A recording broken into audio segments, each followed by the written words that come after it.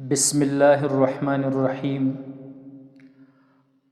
وفی ذلک فلیتنافس المتنافسون۔ اللہ فرماتے ہیں اور اسی چیز کے لیے مقابلہ کرنے والوں کو مقابلہ کرنا چاہیے۔ یہ دنیا آخری منزل نہیں، یہ صرف راستہ ہے، اصل زندگی آگے ہے، ایک ایسی زندگی جو کبھی ختم نہیں ہوگی، جنت۔ نہ وہاں تکن ہے، نہ خوف، نہ اداسی، نہ رات ہے، نہ بڑھاپا ہے، نہ موت ہے، بس سکون ہی سکون ہے۔ ایسے باغات جن کے درخت ہمیشہ ہرے رہتے ہیں، ایسی ہوا جو دل کو ہمیشہ تازہ رکھتی ہے۔ جنت میں نہریں ہوں گی، صاف پانی کی نہریں، دودھ کی نہریں، شہد کی نہریں، ایسی جو کبھی خراب نہیں ہوں گے۔ ایسے محلات ہوں گے جن کی اینٹیں سونے اور چاندی کی ہوں گی، اور ان کے نیچے خوشبو ہی خوشبو ہوگی۔ جنت میں جو چاہو گے وہ ملے گا، ایک خیال آئے گا اور وہ سامنے ہوگا۔ نہ بھوک، نہ تھکن، نہ انتظار۔ لباس ایسا ہوگا جو کبھی پرانا نہیں ہوگا، نہ دھوپ، نہ سردی، صرف راحت۔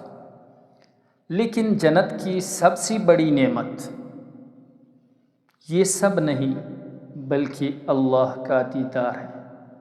وہ لمحہ جب انسان اپنے رب کو دیکھے گا تو جنت کی ہر نعمت چھوٹی لگنے لگے گی۔ اب سوال یہ ہے، جنت کیسے ملے گی؟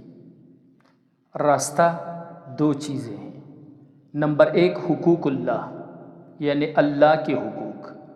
نماز جو بندے کو اللہ سے جوڑتی ہے، روزہ جو نفس کو پاک کرتا ہے، زکوٰۃ جو مال کو صاف کرتی ہے، اور حج جو بندے کو مکمل طور پر اللہ کی طرف لوٹاتا ہے۔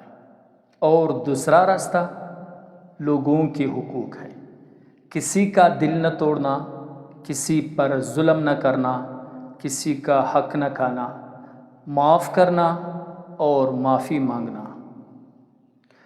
پھر وہ دن آئے گا جب فرشتے کہیں گے، سلام علیکم طبتم فادخلوها خالدین، سلامتی کے ساتھ داخل ہو جاؤ ہمیشہ کے لیے، اور دروازہ کھل جائے گا۔